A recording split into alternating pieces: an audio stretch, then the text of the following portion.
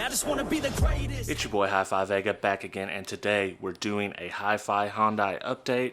I realized when I originally built the system, I kind of built it more for me than I did my wife, so we're going to downsize a little bit. I figured this is a perfect opportunity to check out the new Kicker key. This would be excellent for the build. It'll have everything we need all in one package, so I reached out to Kip Litzy over at Kicker, and he was gracious enough to send me the amp and quite a bit of other stuff. If you haven't seen my live stream where I unbox it all, you can check all that out. I'll put a link in the description below. But shout out to Kip for sending me this amp. So we're gonna put it in this Hyundai back here. We're gonna set it up and see what it sounds like. This video is brought to you by Patreon show sponsor, your friend and mine, The Third Era, and his wife, Leslie Arambula. She's an author, a teacher, and an editor. If you need any of your work edited, please check out our website, lesliearambula.com. I will leave a link in the description below.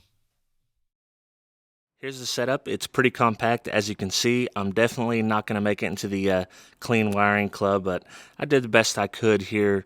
I just want to keep it, pretty simple, easy to open and close the seats here. And I have some leftover wire here because I need to get the RCA ends so I can hook up this amp for the rear speakers. Today, you will only be hearing the front stage run off the Kicker key in the bi-amp mode.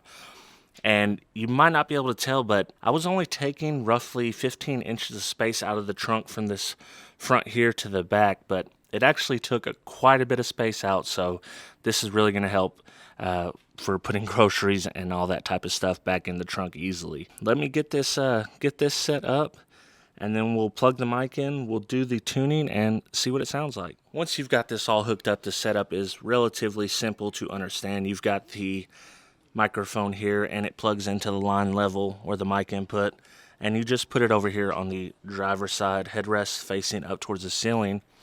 Then you just got to configure your dip switches, which is not too bad at all.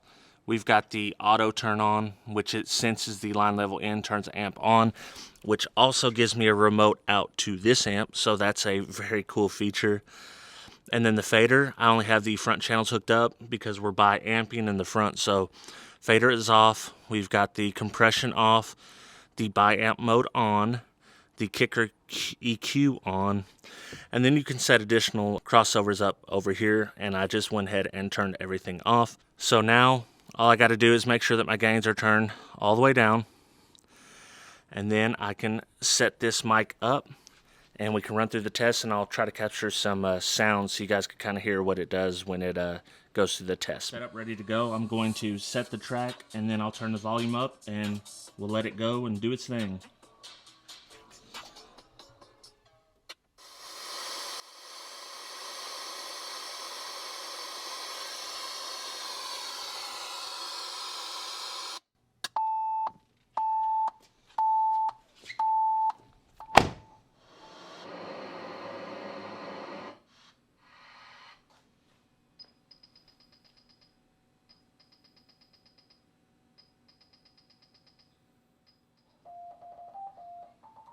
The little Kicker has done its thing, and let me tell you, I am truly impressed with the sound that I'm getting out of this.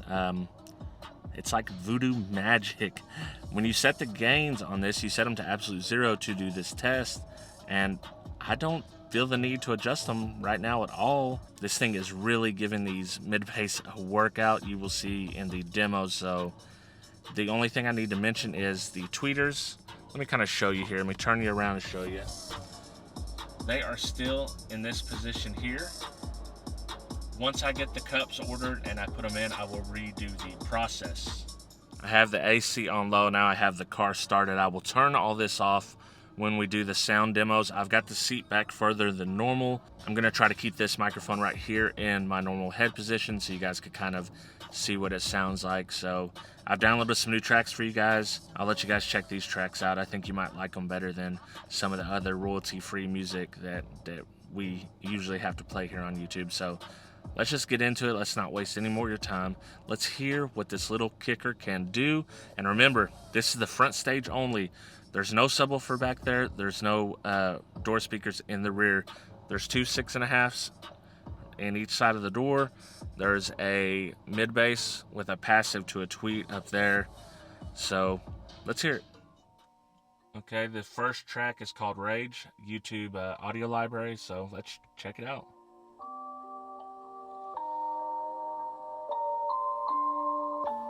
Rage on that beat, going crazy.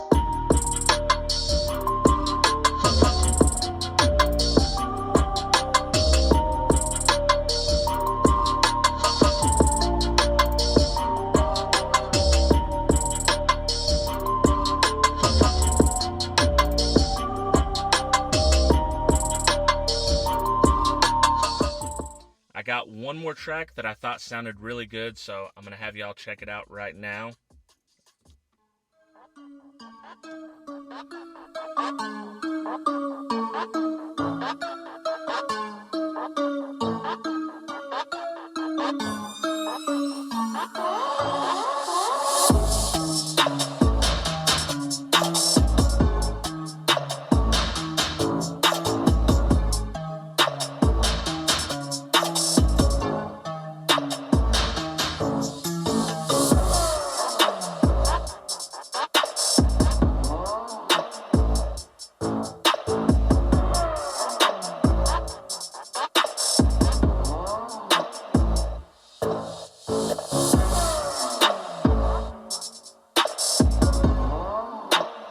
I have some thoughts on the Kicker Key. It's a fantastic little amp. It's incredible the amount of technology that is in that tiny, small little package.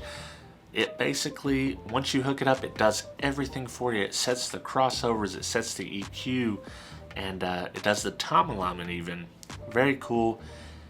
I have some highlights, and I have, you know, what you would call things that maybe people might complain about. So I've got them down on my phone right here so I would remember. The first thing is the auto-tune.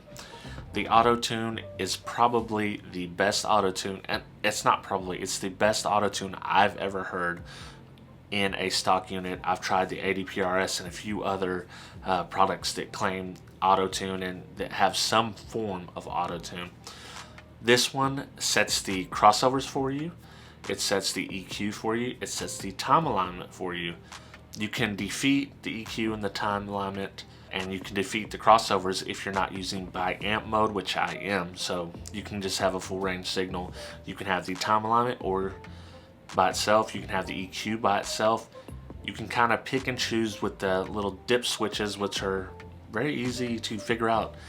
You just get on the manual and it kind of tells you what is what. It's a small manual, online manual, and yeah, it works good. The other thing is this thing is powerful. I did not dyno test this beforehand, but I can tell you it certainly does at least rated.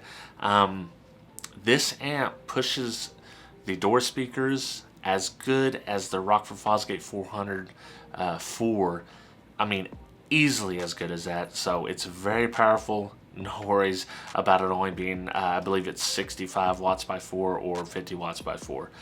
The other thing is just it's easy to use. Even though it seems like a very complicated setup, you basically give it power and ground it, bring a signal in, you know, just a line level signal. You don't got to do anything crazy, and it's ready to go. You know, you just open the manual and it basically leads you through the process step by step. One of the other highlights is just its size. I literally ripped out 3 amps, a DSP, several distribution blocks, and I'm getting the same or better results out of this small little amp that I can hold in my hand. It's in the car, so I can't hold it in my hand right now, but I'm getting fantastic results, and it really fit my needs in that sense over, well, it fit my wife's needs in that sense over what was in there before, because it gave her all her room back. The other thing is the value, $250. You get an amp that can do your entire front stage, or it can do front speakers and rear speakers, EQ, DSP, everything. I mean, that's just an insane value. $250 all day long. I could recommend this all day long at full retail price. Don't be afraid to pick this up. All right, things that people could complain about. One thing people could complain about is no control over the crossover values. I didn't have an issue with that. The key actually says to, you know, if you're doing it by amp, you don't use passives. But in my case, you know, my setup in the Hifi Hyundai, I have the door speakers and I have mid-range and then passives to the tweeters. It handled that absolutely fine, no problem. But you don't have a lot of control. It sets the crossover points for you. It worked out fine for me. I guess that would be up to your discretion whether that's okay for you, but I was absolutely fine with it. The second thing that someone could complain about is the tune is a little bass heavy.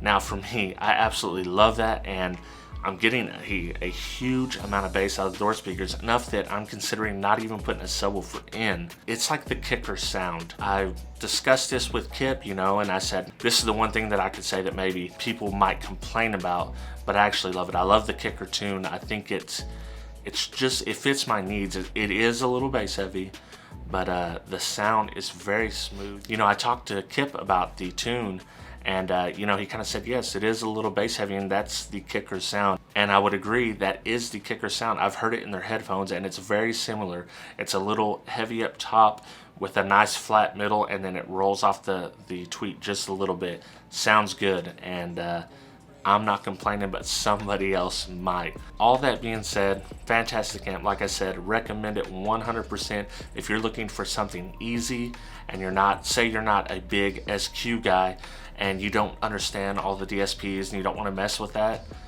Check this amp out. This amp will make your life so much easier. I'll leave a link in the description below, an affiliate link if you want to click that, and you know, your boy gets a few bucks off those. So this amp was awesome. I can't wait to try out or see what they come up with next. And I appreciate each and every one of you watching, and I will catch you on the next video. Shout out to all my Patreon supporters, but I want to give a special shout out to the $6 or more members: 2001 Monolithic, The Third Era, G Nava, Joaquin Juarez, Paul Smith, Byron Chambliss, The Cardio Guy, Jason Zemer, Travis McClendon, Brandon Hanna, William Berg, Boxboy Audio Sound Solutions, and Jesus Tires. For as little as $2 a month, you can join the team and get exclusive Patreon-only content not available on YouTube.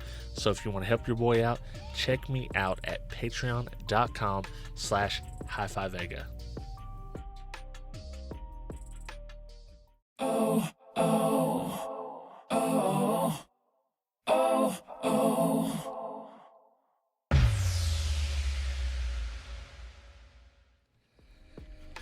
I've been beating on this little kicker for, I don't know, almost an hour, and at full volume, and she's a little warm. Not terrible though. About 109 degrees. We're about 109 degrees at the hottest here. So yeah, this thing really puts out some power and doesn't get as hot as I'd expect.